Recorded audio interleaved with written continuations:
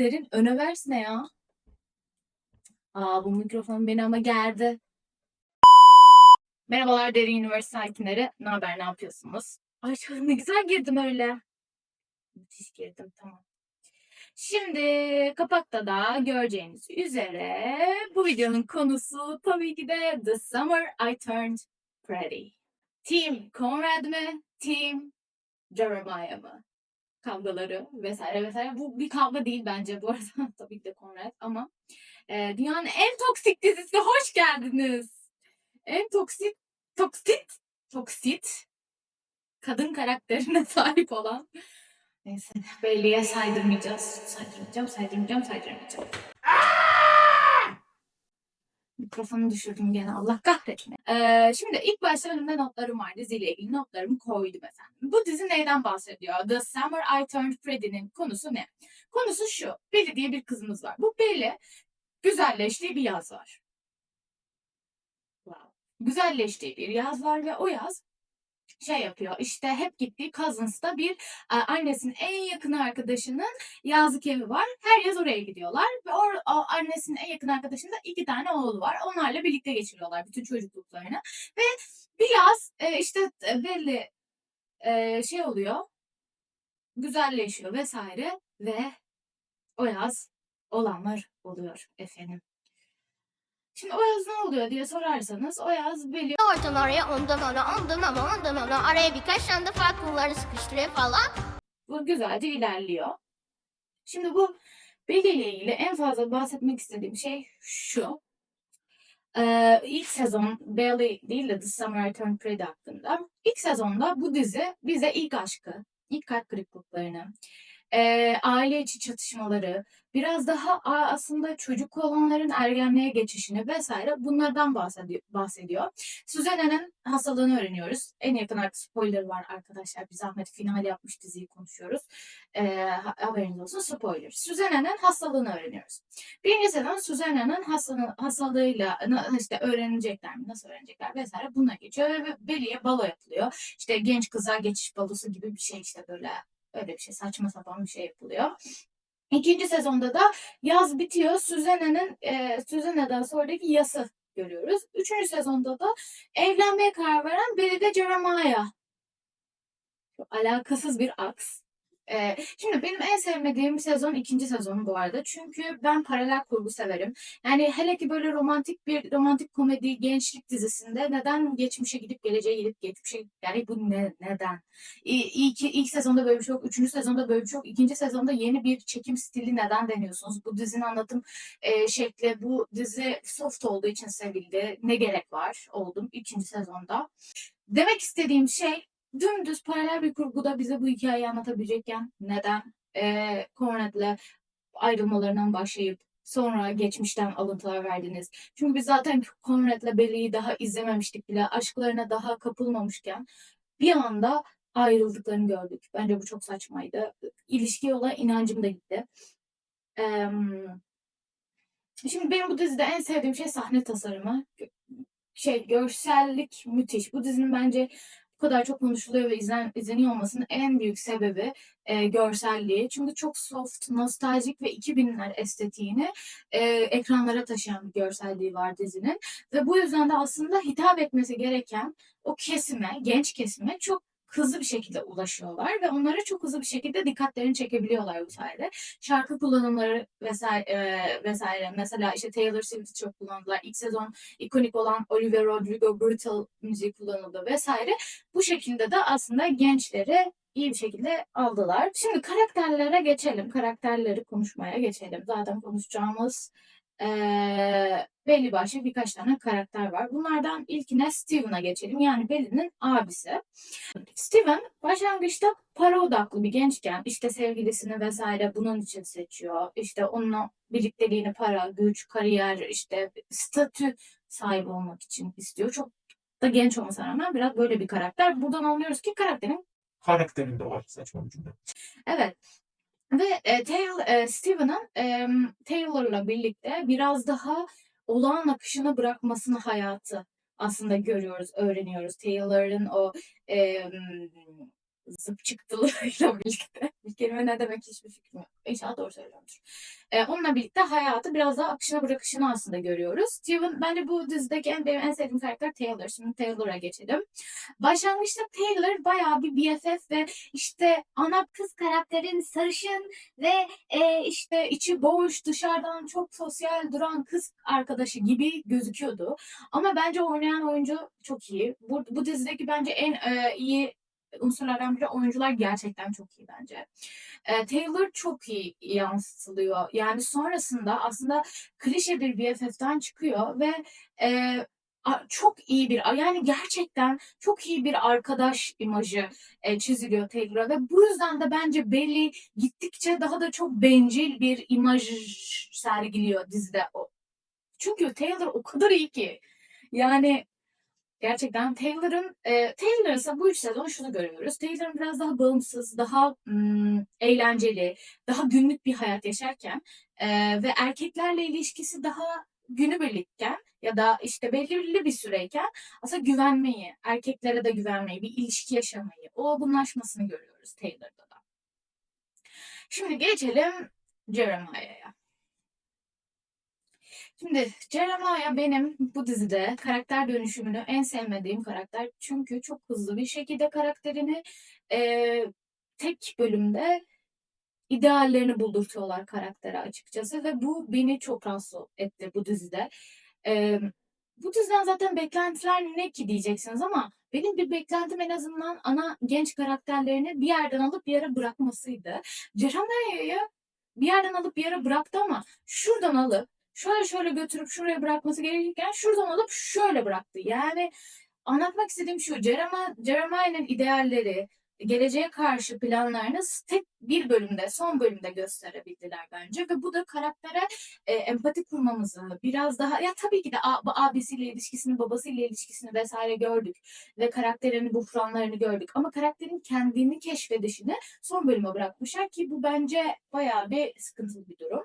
Eee İlk başta sıcakkanlı, daha böyle duygularını, o da Taylor gibi günübirlik yaşayan da yemek yapmaya başladı. İşte diğer kızla, kıvırcık kızla birlikte olduğu falan filan ve el ele tutuştular bitti. Bu arada bilmeyenlere The Summer I Turned Pretty'nin movie yani filmi de geliyor. Ama 2027'ye kadar gelmeyecekmiş bu arada. Filmi de geliyor. En azından filminde bence bunları daha fazla görebilir miyiz diye düşünüyorum. 3 sezonda göstermediler. 1,5 saat filmde gösterirler mi diye bir umutsuzca bir umut. Neyse. Ama ya tamam yani evet diyeceksiniz ki şimdi yorumlarda işte yok yemek yapmayı seviyor, yemek yapmaya karar verdi falan filan. Tek bir bölümde yani neyse. Jeremiah böyle. Conrad. İşte zaten bu üçlümüzdeyiz, üçgenimizdeyiz. Conrad'i bulduğumuzda soft boy, içe kapanık, biraz daha duvarlı, işte buhranlı, üzüntülü falan buhran yapalım. Kelimeyi çok kullanmam gerekiyor. Yeni öğrenmiş gibiyim. Susanna'nın hastalığını ilk öğrenen kişi olduğu için de bu sırla yaşayan bir karakterdi. Ve bence bu dizide en iyi çizilmiş karakter Conrad. O yüzden de insanların Conrad'i sevdiğini düşünüyorum. Çünkü Conrad içsel olarak, iç dinamiklerini, duygularını adım adım görebildiğimiz 3 sezon boyunca olan tek karakter. Bailey bile değil. Conrad'in çizgisi ve hataları, saplantısı, işte annesinden sonra yası, hüznü, mutluluğu, aşkı vesaire. Her şeyi çok daha net gördük Conrad'de. Ve bu keşke bütün karakterler Conrad gibi yazılsaydı bu arada. Bu Conrad'i çok sevdiğimden bence hayır. Seviyor olmamızın nedeni Conrad'i gerçekten de aşk boy, soft boy olması değil. Çok fazla hatası var Conrad'in. Belli neler yapıyor. Onu Conrad'e bir sempati duyabilmemizin sebebi çok gerçek bir şekilde bütün duygularını görmüş olmamız. Bu yüzden de ben Conrad'i çok seviyorum karakter anlamında. Yani sevgili anlamında bence berbat bir sevgili. Hala final bölümünde. Bence Conrad'in neden Belly'e bu kadar ya biraz fazla takıntılıymışa çevirdiler. Onu düzeltmeden end up ettiler Belly'yle. Bu biraz aslında tehlikeli bir yerde kaldı normalde. Ama işte sevdiğimiz için Conrad'e okey dedik. En sevdiğim sahnesi seninle ilgili her şeyi değiştirdim. Kendimle ilgili Bella'ya söylediği o seninle ilgili her şeyi değiştirdim. Bir tek sen değişmedin bende. Yani bunun bir bu konuşma son bölüme mi gerçekten kalacak bir konuşmaydı. Bu beni çok rahatsız etti. Son bölüm her zaman biraz daha oturmuş bir aslında durumun bence bir görseli olması gerekiyor. Oturmuş hayatların bir görselini son bölümde görüyor olmamız gerekiyor. Son anda her şeyi final bölümüne oturtturmak o kadar saçma geliyor ki bana. Ve biz bu The Summer I Turned Pretty dizisinde bunu gördük bence ve bu çok kötü. Belly'e geçelim. Belly naif. İşte yeni tomurcuklan ne ya? Yeni ergenliğe geçmiş. Aşkı, cinselliği, sevgiyi, aile bağlarını, her şeyi tekrardan öğrenmeye başlamış genç bir karakterimiz. Bu karakterimiz Billy, bence benim gördüğüm bütün yorumlar Billy'den nefret ediyor. Çünkü iki tane çok yakışıklı çocuk var ve ikisi kardeş ve ikisini birbirine düşüren kız modunda. Ve final bölümünde bunu onun ağzından izledik. Billy kendisi için bunları söyledi ve Bunu neden mesela son bölüm? Vay ya, vay. yani neden bunu biz son bölümde gördük? Biz bunu görebileceğimiz 3 yıl vardı. Neden sadece son bölümde bunu Bell'in ağzına söylediniz? Bu yüzden bu kadar gıcık oldu insanlar ya.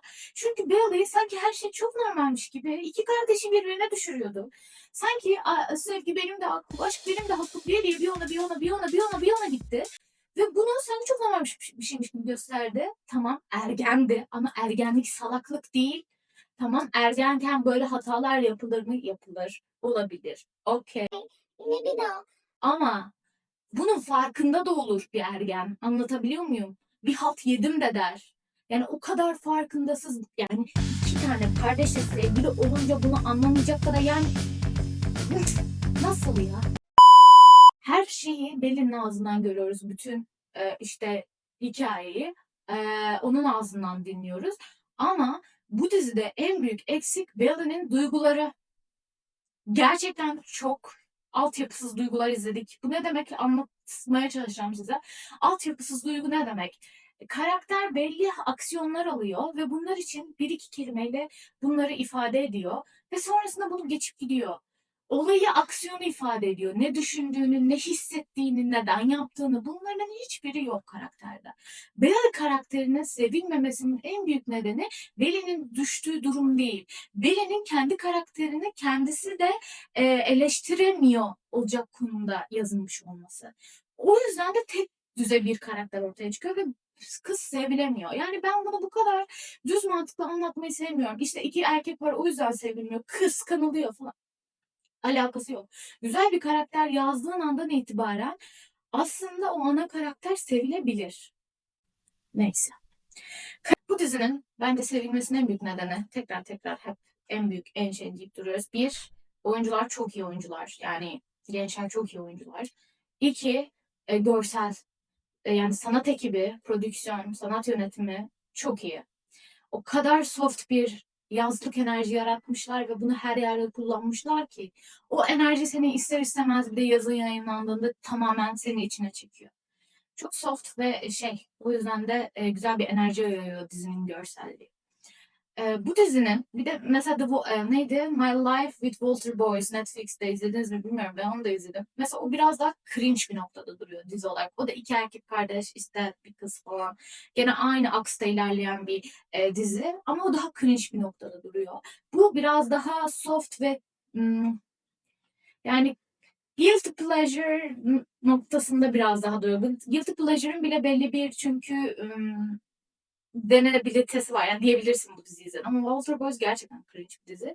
Mesela onu da isterseniz My Life with Walter Boys onu da yorumlara yazın. Onu da izledim zaten. Analizini çıkartıp sizinle konuşuruz, sohbet ederiz. Biz istediğiniz başka dizilerde varsa eski yeni fark etmeksizin. Bütün gençlik dizilerini izlemişimdir bu arada. Hepsini izledim. Bütün hepsiyle ilgili video çekebilirim. O yüzden aşağıya yazmayı unutmayın. Estetik ve müzikten bahsettik. Bir yerde biraz da PR ve pazarlamadan bahsedelim. Şimdi dizinin zaten kitap fan kitlesi var. Yani kitap fan kitlesi bazında olan bir dizi. Yani ister istemez zaten belli bir bekleyeni olan bir dizi. Bu yüzden de aslında çok daha hızlı bir şekilde yükseldi izleyici sayısı. Eee, Bu PR olarak uyguladıkları en büyük şey üç üçgeni aslında çok güzel altını çizdiler ve Team Conrad, Team Jeremiah bunları çok iyi TikTok'ta vesaire PR stratejilerini yürüttüler. Sosyal medyayı çok iyi kullandılar. The Samurai Turned Pretty'nin bence bir de en büyük noktası şu. Kendisiyle dalga geçebilecek bir PR stratejisi uyguladı The Samurai Turned Pretty. Bu ne demek? Belly karakterinin işte eleştirilmesinden sonra bu eleştiriyi kabul etti ve bununla dalga geçmeye başladı. Team Bellies o zaman biz dedi. Ya da Team Conrad mi, Team Jeremiah mı? Bunu böyle ciddiye almadı dizi aslında. Bunu bir şaka haline de getirdiler. Bununla dalga da geçebilirler ki bu bence dizinin en iyi PR stratejisi. Yayın modeli tabii ki de. Dizinin yayın modeli Prime Video'da ilk 2 bölüm yayınlanıp sonra galiba her hafta birer bölüm şeklindeydi. Amazon Prime Video'nun zaten böyle bir yayın politikası var. Bence uzun süreli bir yayın politikası bu. Ama o kadar iyi bir şekilde PR'la desteklenmiş bir yayın politikası ki Amazon Prime'in genel yayını bu şekilde oluyor. Her dizisi bu kadar patlamıyor. Bunun patlamasının sebebi haftalar arasında o çekişme, işte sahnelerin paylaşımı, fanların birbirleriyle edit yapıp paylaşmaları vesaire o bir haftalık süreci çok iyi değerlendiren bir PR çalışması haline geliyor. Yani hayran kitlesi PR'ının sahibi oluyor. Dizi zaten hayran kitlesinin PR'ı sayesinde bu kadar ilerliyor. Her zaman söylediğim gibi marketingde bence en iyi yöntem tüketiciyi pazarlamaya dahil etmektir. Bu dizi bunu çok iyi başarmış bir dizi. Kitabı sayesinde. Şimdi final sezonu değerlendirmesi. Yani Paris sahnelerini çok sevdim ama bir şey olarak sevdim. Oh be, end up ettiler gibi yerden sevdim. Bu ne demek? Şöyle söyleyeyim. Bu Paris sahnelerini çok daha ayrı ayrı, güzel, böyle uzun uzun izleyebilecekken biz. Tek bölüm. Hep söylediğim gibi bu videoda tek bir bölümde izledik. Gene Bella'nın hiçbir duygularını görmedik. Bir sevgiliden birini bıraktı 6 hafta sonra direkt diğerine geçti. Conrad'e yani. Kızım sen 6 hafta nasıl yalnız kaldın ya? Bravo. Ya gerçekten Bella'nın duygularını görmüyoruz. Yani Conrad'i özleyişini çok az görüyoruz ya da arkadaşlarıyla konuşmasını, duygularını anlatmasını, yalnız kalması gerektiğini, hepsini sadece tek bir yani tamam 2 bölümde diyelim, bir önceki bölümde Paris'e gitmişti. Zorluklarını vesaire gördük ama ben çok daha uzun izlemek isterdim. Bellie'nin hayattaki o çabalayışını, tutunmaya çalışışını tek başına izlemek daha uzun, çok daha fazla isterdim. Böylece karaktere en azından biraz daha empati duyabilirdik. Dizinin final sezonuyla ilgili tek şeyim bu. Bir de Jeremiah lütfen. Yani Jeremiah da aynı şekilde oldu. Bir tek Conrad olmadı işte. En başından beri dediğim gibi. Jeremiah da son anda işte, yemek yapmaya başladı. İşte diğer kızla, kıvırcık kızla birlikte oldu falan filan. Ve el ele tutuştular bitti. Bu arada bilmeyenlere The Summer I Turned Pretty'nin movie yani filmi de geliyor. Ama 2027'ye kadar gelmeyecekmiş bu arada. Şimdi dizinin güçlü anları şu. Duygusal doğruluk. Bundan bahsedebiliriz. Bu ne demek? İlk aşkın hem büyülü hem de can acıtıcı bir şekilde oluyor olmasını çok güzel yansıtmışlardı. İkinci olarak karakterlerin oyunculukları çok iyi. Yani diziler bütün karakter oyuncuları çok iyi. Hepsi bence gerçekten %100. Eee, Geçmişe dönük çocukluklarını paylaşılıyor olması, ben bu diziyi çok seviyorum. Karakterlerin geçmişlerini izliyor olmamız, çocukluklarını, işte büyüyüşlerini. Bu benim çok hoşuma giden bir şey. Diyeceksiniz ki paralel kurgu seviyorum dedin. Bu ne alaka? Bu başka bir şey. Flashback sahnesi izlemeyi severim. Ama bir 2 ay öncesi, bir 3 ay sonrası bu tip değil. Yani çocukluklarını izlemek mesela. Bu tip şeyler karaktere çok daha kolay sempati duymamızı sağlıyor ve karakterin bulunduğu evrene uyum sağlamamızı kolaylaştırıyor. Bu çok güzel bir şey. Estetik ve müzik çok iyi bu dizinin. Estetik ve müziği yani top bir en iyi şey. Uyarlaması bence buradaki en büyük pozitif nokta uyarlama olarak çok iyi bir uyarlama. Çünkü diziden kitap severleri üzmeyecek bir uyarlama olduğunu düşünüyorum. Zayıf yönleri tabii ki. Sezon 2 tamamen bir zayıf yön. Tamamen bir zayıf yön sezon 2. Flashback, flashback, flashback, flashback, flashback, flashback. 2 ay öncesi, 3 ay sonrası, 4 ay öncesi, 1 ay sonrası. Bunlar çok sıkıcı. Şimdi bence zaten hepimiz daha artık konuşacak bir şey kalmadı diye düşünüyorum. Team Conrad mıydınız, Team Jeremiah mıydınız? Alta yazmayı unutmayın. Artı olarak bir de sizden şunu rica ediyorum. Lütfen bana dizi, film önerilerinde bulunun. İstediğiniz, sizin istediklerinizin önerilerinde bulunun. Alta yorumlara yazın. Arkadaşlarınızla bu videoyu paylaşmayı unutmasanız sevinirim. Böylece daha hızlı bir şekilde büyürüz. Kendi platformumu kurmak, şu anda Londra'dayım. İngiltere'de yaşıyorum. Kendi platformumu kurmak ve kendi işlerimi yapmak en büyük şu anki hedefim. Umarım başarabiliriz hep birlikte. Londra ile ilgili içerikler isterseniz, Londra ile ilgili sorularınız varsa onları da içerik istiyorsanız YouTube'dan, Instagram'dan, TikTok'tan Derin Universe hesabından bana ulaşabilirsiniz. Hesabı şuraya bırakıyorum. Bir de özel hesabım var, Derin değil. Onu da şuraya bırakıyorum. İki hesaptan da beni takip ederseniz ve yorumlarınızı, beğenilerinizi eksik etmezseniz çok sevinirim efendim. Bir sonraki videoda görüşmek üzere diyelim. Güzelleştiğim o yaz. Ne alaka? Ay hiç beklemiyordum kendimden bunu. Ne alaka? Güzelleştiğim o yaz da kapatayım diye düşündüm. Olmadı. Neyse kapatıyoruz. Hadi bay bay. Görüşürüz.